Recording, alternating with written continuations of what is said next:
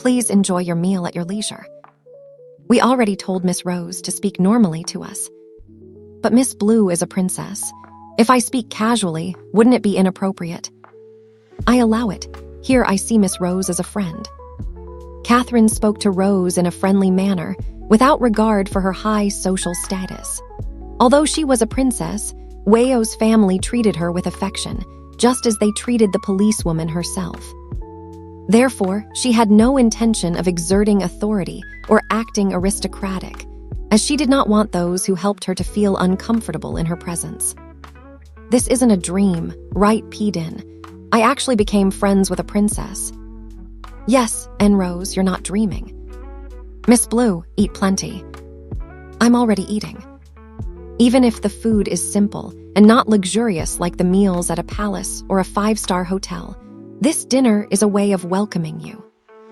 Weio spoke to the highborn princess, who now had the opportunity to share a meal with her older cousin and her wife for the first time on this farm. In the hideout where Blue had stayed before, she had always had to eat alone. When asked if this bothered her, she simply replied that she was used to it. In Maidland Palace, if she was not with her father, she usually ate alone. So this was the first lively meal and a new experience for the foreign princess. How lively the atmosphere was could be seen from Rose's enthusiasm, who constantly started talking to the princess. Catherine, on the other hand, ate politely, finishing each bite before answering questions with composure. She also served herself in small portions, chewed delicately, and when she finished her meal, wiped her mouth gently with her napkin. Miss Lam, I have prepared a room for you next to Miss Blue. Thank you, Rose, for taking care of this. Lam and I will only be in Chiang Rai for a few days. Do you already have plans for where you're going next? Not yet, P-Din. We'll decide during our stay here. Then you can stay as long as you want. The weather here is pleasant, and there are many beautiful places to visit. I'm sure Miss Blue will love Chiang Rai. We don't want to disturb you and Miss Din for too long. We need to leave. Catherine responded with a worried tone. She couldn't deny that Chiang Rai, a province in northern Thailand, was beautiful and easy to fall in love with. However, the situation and the problems she faced didn't allow her to stay in one place for long. Even though Weio didn't need to explain, she perfectly understood the risk of her situation. It's no bother at all. You said yourself that we're friends, didn't you? Friends look out for each other. I don't want you and Miss Din to get involved in my problems. I may not look strong, but I can fight. In the past, P-Din and I have been through life-or-death moments. If there is anything I can do to help you and Miss Lam, I will help in any way I can. And Rose, but your situation in the past is nothing compared to the danger Lam and Blue face now. Kasama knew well that if Weio made any mistake, it would put her cousin's life at risk. The situation was serious and involved 2 countries. She understood why her uncle, Watit, as Weio's father, was so distressed and did not want his daughter to get involved. As the older cousin, Kasama wanted to stop Weio, hoping that she would listen to her. In the past, even when she had insisted to Uncle Watit, Weio had still listened to Kasama. But now, with her decision already made, Kasama knew that any attempt to make her give up would be in vain. At that moment, no one could change Weio's firm determination. Miss Rose. Yes, no, I mean, what is it, Miss Blue? Did you come here for some reason? We need help. Is there something missing from the medicine chest? Or is the bed not comfortable enough? No, we don't have any problems with the accommodation, but we would like some medicine to help with bruises. Is there anything like that around here?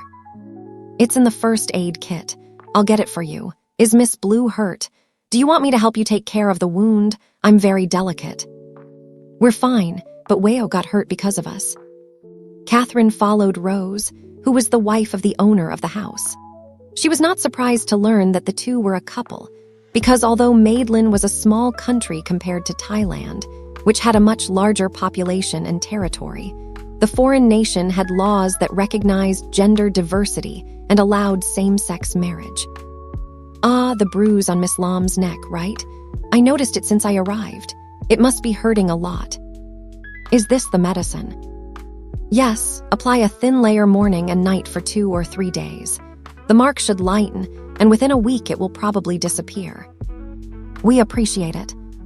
The beautiful young woman turned away from her new friend, whom she had befriended on the first day they met. She had to admit that the policewoman's family was very welcoming and had received her in a friendly manner. If they had been cold and insensitive people, knowing that her presence could bring danger and trouble at any moment, they would have rushed to expel her to avoid any negative consequences. Should we disturb Wayo at this time of night? Now that Catherine had what she needed, she was hesitant about whether she should bother the police officer at this point. After dinner, everyone had retired to rest, and Wayo was exhausted and injured from the attack they had suffered at their hideout the night before. After escaping the criminals on a motorcycle, the police officer abandoned the vehicle and continued on their journey in a truck from the farm, which picked them up at the agreed location. It was many hours on the road until they reached Chiang Rai the next morning. We must be polite. Catherine raised her hand, about to knock on Wayo's bedroom door, but hesitated. She decided that it would be better to deliver the medicine the next morning. However, before she could move away, the door suddenly opened, and the two of them happened to run into each other by coincidence. Miss Blue, we brought this for you. Medicine for bruises. Wayo looked at the tube of ointment in her palm before Princess Catherine handed it to her. Only then did she realize that the mark on her neck, caused by the attacker's grip, was more painful than she had initially imagined. Excuse me. Wait, Miss Blue. Actually, I opened the door because I was going to look for you. Look for me? Is there something urgent? Do we need to leave immediately? I want to discuss the plan and decide what our next steps will be. Has Miss Blue thought of a strategy yet? Then we can talk about it. Yes, we will discuss it together. Where should we talk? In my room or yours? This will do. We don't think it will take long. The competent lieutenant made way for Princess Catherine to enter the room. After closing the door, she walked over to the visitor, as she wanted to discuss this matter privately.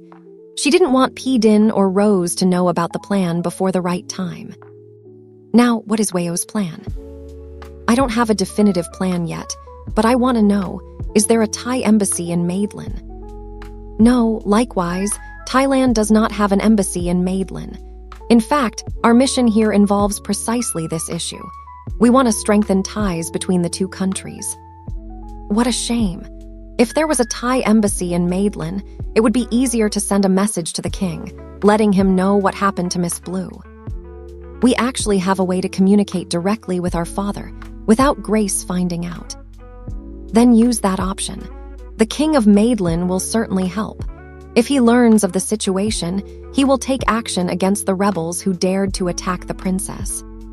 Catherine shook her head regretfully. Even if it was a good plan, she couldn't put it into practice. She had already considered the risks of this decision. If something went wrong, the king's safety would also be in danger.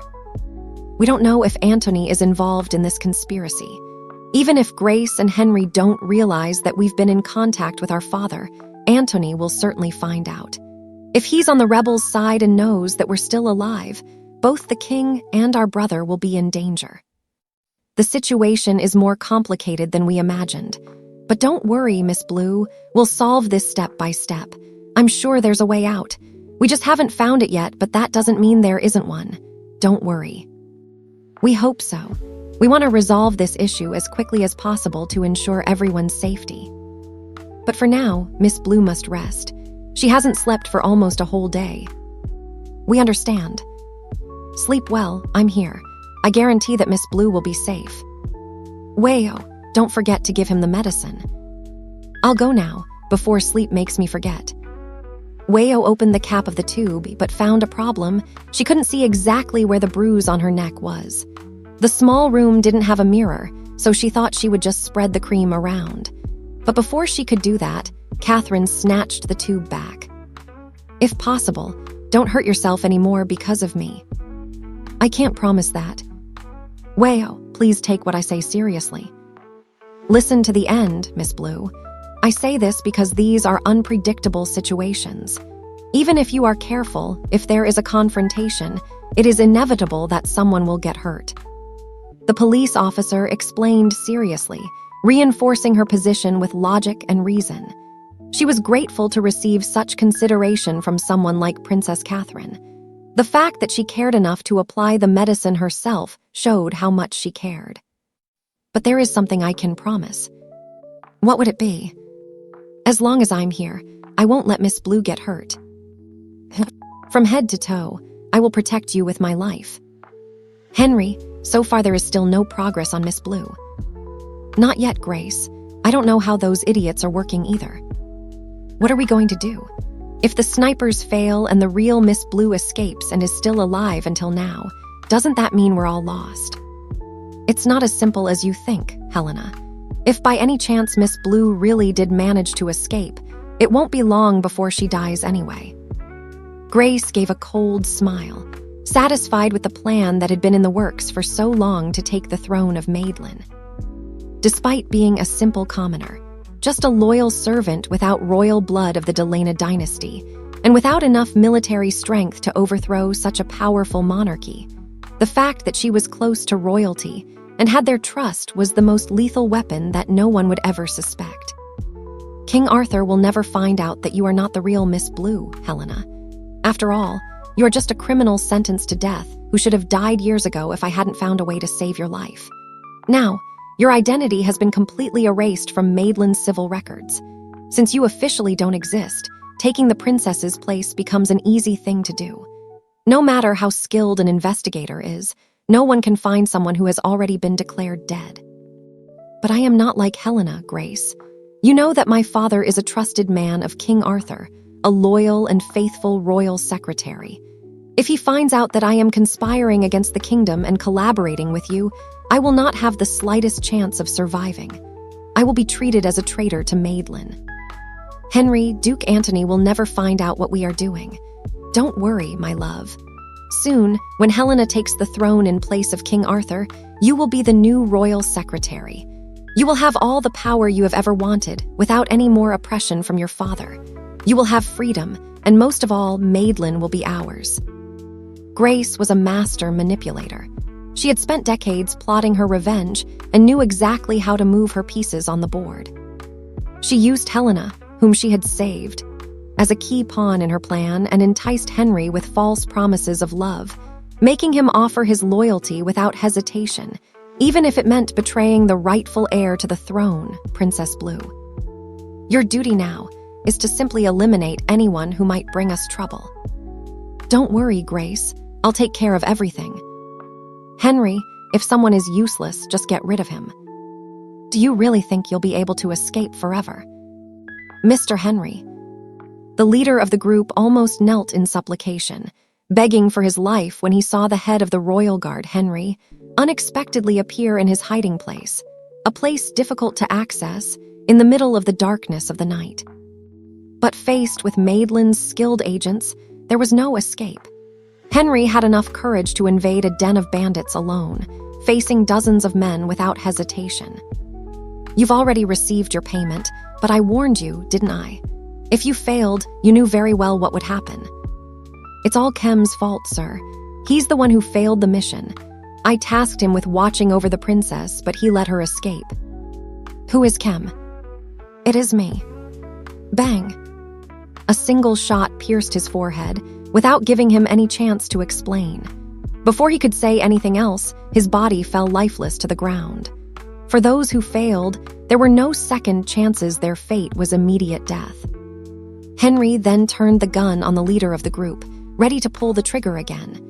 The terrified man threw himself to the ground, begging for his life. Mr. Henry, please forgive me. Give me one more chance, just one. I promise I won't fail you again. I won't even ask for another penny for the service. You've had too many opportunities. If it weren't for that damn policewoman who showed up to help the princess, everything would have ended a long time ago. It was because of her that I couldn't carry out your order. That police officer, who is she? Lieutenant Lam. Lieutenant Lam. Her name is Weo Wattenwanish, second lieutenant in the police. I already suspected, so it really was her. Henry had already noticed irregularities in the behavior of Weo, the head of the security team sent by the Thai police to protect Princess Catherine and collaborate with Madelin's agents. Now, when he put the pieces together, everything made sense. It was no coincidence that, on the night of the escape, that police officer had disappeared. In fact, she had been missing since the previous morning and until now had not returned to the hotel to resume her post. "Mr. Henry, just tell me what to do. I'll put an end to this right now." "Finish them both." "Yes, sir. This time I bet my life that I won't fail. I want the bodies of the princess and that policewoman as soon as possible. Put an end to this story. Otherwise, the next corpses will be yours." "P-Din, did something urgent happen?" Weo asked his cousin after being called into the office that morning. After breakfast, Enrose invited Blue to go to the flower garden along with Mauding. Meanwhile, Weo noticed that P-Din seemed more serious and worried than usual, though he couldn't quite figure out why. "Your father called me earlier to talk about you. He suspects I'm in Chiang Rai, doesn't he?" "No, I think Watit knew from the beginning that you were coming here. I tried to deny it, but I think he knows." "So he told you to take me back?" "No, he called to tell you that you have been suspended from duty. They say you disobeyed direct orders from your superiors and neglected your duties. If you do not return soon to clarify the situation or submit to an investigation, you may soon be dismissed from the police force." This didn't come as a surprise to Weo. She had already realized that even the police director, who was supposed to be her superior, was involved with Madelin's allies. They had probably received a good bribe or were simply afraid that she would return to expose the dirty secrets they were hiding. "P-Din, you know I can't go back anymore. So you're willing to sacrifice your police career to help Blue?" "If it's necessary, I have to accept it. Ask your father for help. I will intercede for you. I will be a witness for Blue. You can't handle this alone, and I won't allow you to risk your life like this. Let me try to figure things out on my own first. I don't want to destroy the future my father worked so hard to build. I don't want my decision to bring trouble to him or our family." Even though Weo was a rebellious and stubborn daughter in her father's eyes, deep down, she loved and respected him, as well as her mother and siblings. She deeply valued the Wattenwanish family and did not want anyone to get involved in Madelin's conflicts. She wanted to protect both her family and the princess. Does what I'm saying seem cruel to you? I know what you want to tell me, P-Din. You know that's impossible. I never tried to stop your feelings, just like Apo never forbade you from getting close to Lotta. I want you to find true love and someone good for you. But this time, I need to remind you of the reality. Don't allow yourself to feel something for someone you can never have. Even without you saying anything, I know very well what my place is. The fact that P-Din had spoken directly about the matter was actually a relief. This way, Weo could be honest about her own feelings and explain her point of view. Ever since the first day she met the princess, she had been telling herself that certain things were impossible.